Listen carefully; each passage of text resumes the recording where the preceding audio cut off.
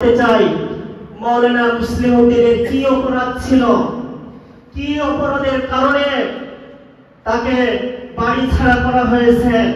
তাকে প্রিয় ভাইরা, দীর্ঘ 17টি বছর পর স্বৈরাচার মুক্ত এই স্বাধীন বাংলাদেশে মুক্ত বাতাসে আমরা নিজ এলাকাতে ঈদের নামাজ আদায় করতে পেরেছি, ঠিক কিনা?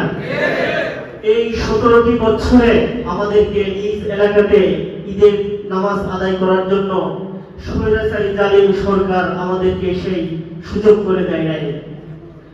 প্রিয় ভাইরা, মাওলানা মুসলিম উদ্দিন তিনি আপনাদের দীর্ঘদিনের সাথী ছিলেন।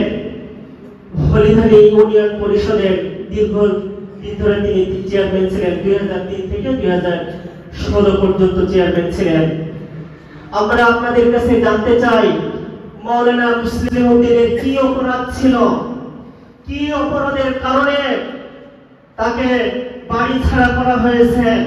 তাকে যুদ্ধ অপরাধ পর্যন্ত মামলা দেওয়া থেকেও তারা রেহাই করে নাই।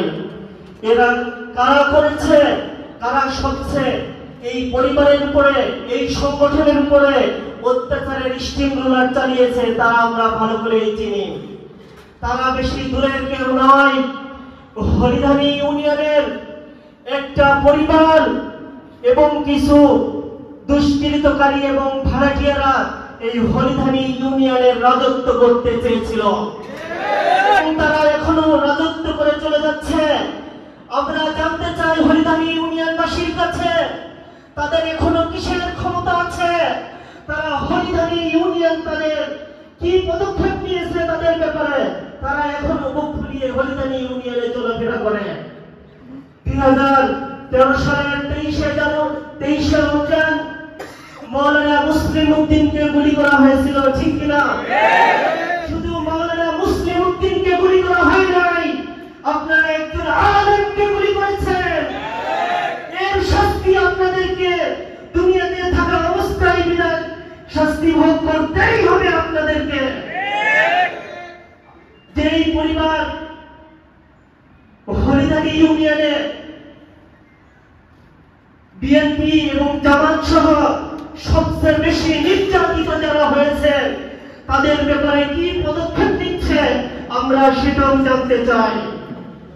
প্রিয় ভাইরা, মাওলানা মুসলিম উদ্দিন 2013 সাল থেকে আজ পর্যন্ত তাকে অনেক প্রস্তাব দেওয়া হয়েছিল যে আপনি দেশের বাইরে চলে যান, আপনি ঝিনাইদহ থেকে অনেক দূরে চলে যান, ঢাকাতে কোথাও চলে যান, রাজশাহী চলে যান, সিলেট চলে যান। মাওলানা মুসলিম উদ্দিন কিন্তু কোথাও যান নাই, আপনাদের পাশেই ছিলেন, ঝিনাইদহতেই তিনি ছিলেন। তার উপরে মানসিকভাবে অনেক টর্চার করা হয়েছে। যেই ব্যক্তিটা সবচেয়ে বেশি টর্চার করেছে আমরা তার নাম বলতে চাই না, কিন্তু আপনারা তাকে ভালো করে চেনেন। আমরা তাকে এখন পর্যন্ত কোন মামলা দেওয়া হয়েছে কিনা, তাকে কোন শাস্তির আওতায় আনা হয়েছে কিনা আমরা এখন পর্যন্ত জানতে পারি না। প্রিয় ভাইরা, মাওলানা মুসলিম উদ্দিন চেয়েছিলেন হলিধারীতে বাংলাদেশে ইসলামী রাষ্ট্র যাতে কায়েম হয়, হলিধারী ইউনিয়ন যাতে ইসলাম দ্বারা পরিচালিত হয়, সেই চেষ্টাই তিনি অনবরত করে চলেছিলেন।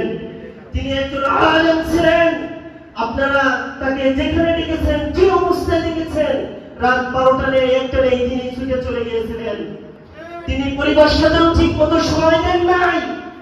তিনি সকালে বের হতেন আর রাত 12টা 1টার সময় তিনি বাসায় ফিরতেন। আমাদের সাথে অনেক সময় দেখাও করতে হতো না তার সাথে। প্রিয় ভাইরা, সেই মানুষটির উপরে মানসিকভাবে এতটাই টর্চার করা হয়েছে, তিনি আজকে অত্যন্ত অসুস্থ। তিনি অত্যন্ত অসুস্থ।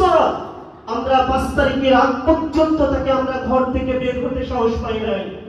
5 তারিখের পরেই আমরা 3 থেকে 4 বার আমরা ঢাকাতে নিয়ে গেছি। তার অত্যন্ত ভালো চিকিৎসা চলছে। আপনারা দোয়া করবেন। হলিধারীর মাটি মাওলানা মুসলিম উদ্দিন যেভাবে দমে যায় নাই, মাওলানা মুসলিম উদ্দিন গুলি খাওয়ার পরেও যেভাবে দমে যায় নাই, এবং তাকে এই ইউনিয়ন থেকে সরে যাওয়ার পরেও যেভাবে দমে যায় নাই, আমরাও দমে যাব না। হরিধানী ইউনিয়ন হবে জামাত ইসলামের ঘাঁটি, হরিধানী ইউনিয়ন হবে একটি কোরআনের ঘাঁটি। এই আলোচনা রেখে আমি আমার পরিবার এবং সকলের কাছে দোয়া চেয়ে আমি আমার আলোচনা এখানে শেষ করছি। ওয়া আখিরু দাওয়ানা আলহামদুলিল্লাহি রাব্বিল আলামিন। আসসালামু আলাইকুম ওয়া রাহমাতুল্লাহি ওয়া বারাকাতুহু।